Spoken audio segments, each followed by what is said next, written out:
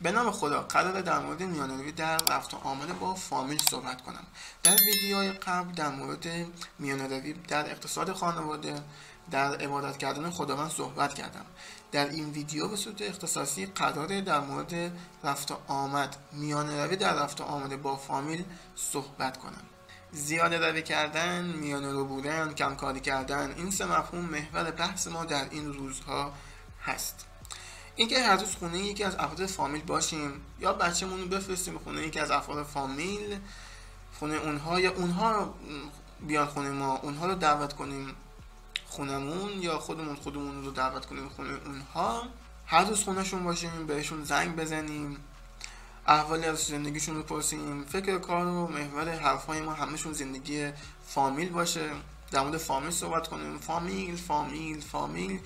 این زیاده روی کردنه، این افراطی بودن در رفت آمد با فامیله. این باعث میشه زندگی خودمون و اونها مختل بشه. خب چرا مختل بشه؟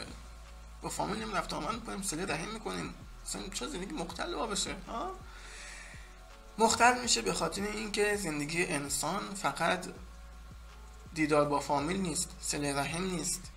به خاطر اینکه انسان باید بره سر کار، پول در بیاره، خرج خونه رو بده. خانواده نیاز به تفریح داره، فقط هم خود خانواده با بره، نه با فامیل رفتن. خود خانواده نیاز به تفریح داره، نیاز به شادی داره، نیاز داره که با خانواده وقت بذاریم توی خونه یا تو پارک یا هر جای دیگه. حالا شما هر روز برید خونه اونا یا اونا هر روز بیان خونه شما، به شما سر بزنن،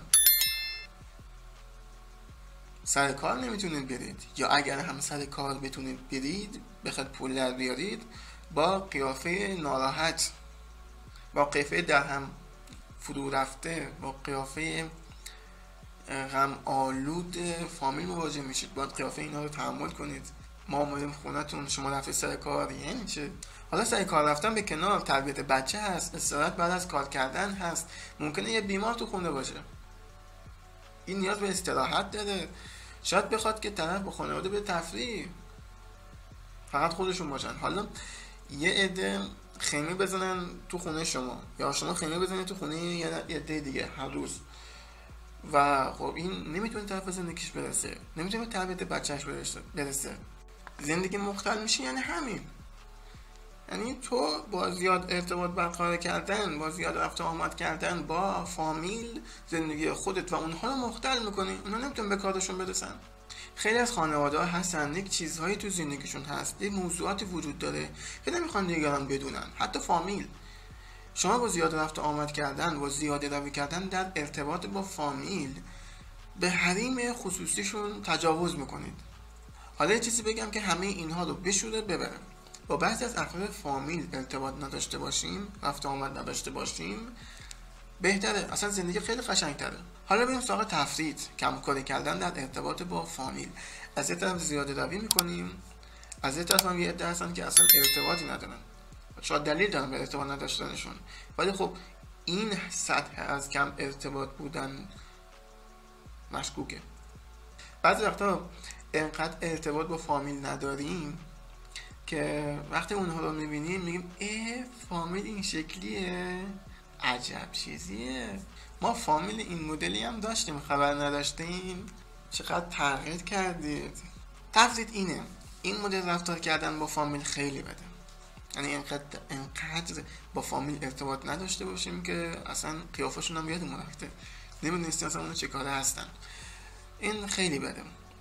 خیلی از لذت‌های زندگی در کنار فامیل بودنه. اگر که در کنار فامیل نباشیم، با فامیل ارتباطی نداشته باشیم، بعضی از لذت‌هایی که واقعا لذت‌های زندگی هستن از دست میرن. نه زیاده روی کنیم در رفت آمد با فامیل، چون اونها بالاخره حریم خصوصی میخوان.